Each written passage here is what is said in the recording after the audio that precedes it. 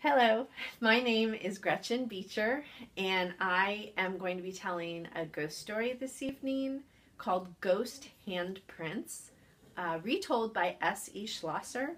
This is intended for a teen audience. The origins of this story are from San Antonio, Texas, and the initial incident that occurred was circa 1930s, 1940s. So this is Ghost Handprints, retold by S.E. Schlosser.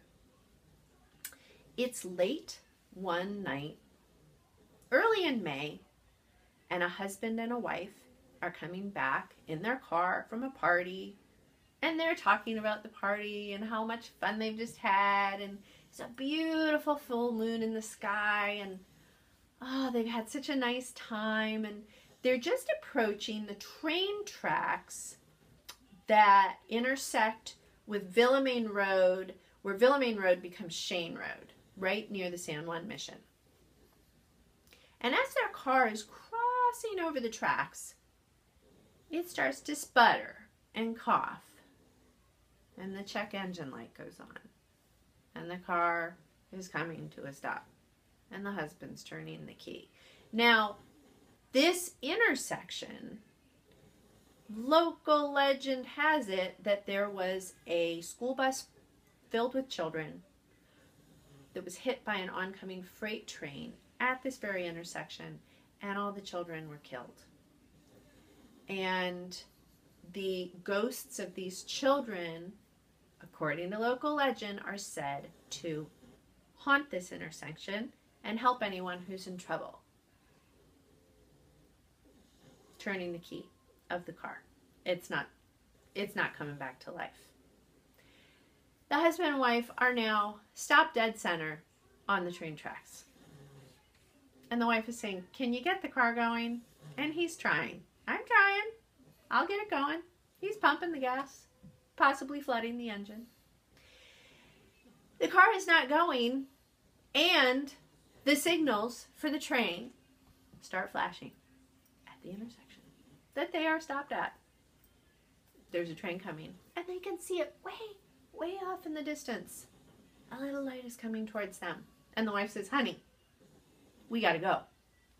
Get the car off the tracks." "I'm trying. I'm gonna get it going." And he's sweating. He's really sweating now. And they're trying to get that car going. It's not going. And the whistle starts to blow on the engine, because now the engineer has most likely seen them, but they're coming at such a fast rate of speed. He's going to slow down, but can he stop in time? They're not sure. Doesn't look like it. He's trying the car, and he's like, "We got to get out." So he's now pulling his own door handle open, and she is stuck in her seatbelt because, of course, they've been having trouble with the seatbelt on the passenger side of the car. And she says, "Honey, the seatbelt!" And he has now thrown himself over the stick shift. He's in her lap. He's trying the seatbelt. He's looking up at the engine that's quickly approaching. She's saying, "We gotta go!" And boom, they lurch. And he falls into her lap because they've been pushed so violently from behind, and their car moves off the tracks right as the train crosses. Just as they clear the tracks, the train speeds by, and the man looks back, and the engineer is shaking his fist out the window, saying something probably really insulting because they've almost just collided.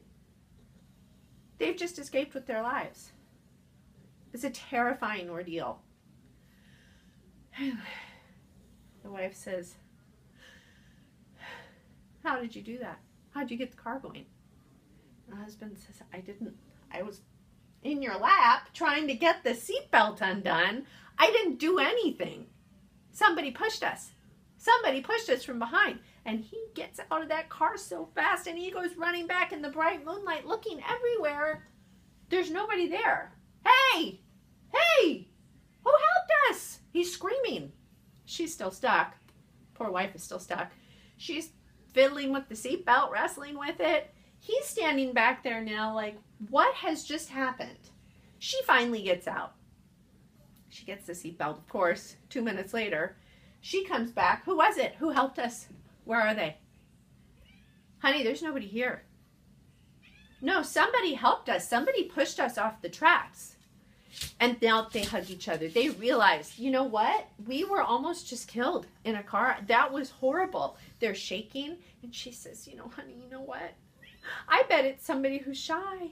Thank you. Whoever just helped us. Thank you so much. And then the guy follows suit. Yes, thank you, whoever you are. They figure it's somebody hiding in the woods, feeling shy. Okay. And the wind starts swirling all around them. Swirling, blowing their clothes, patting them almost. They can feel it.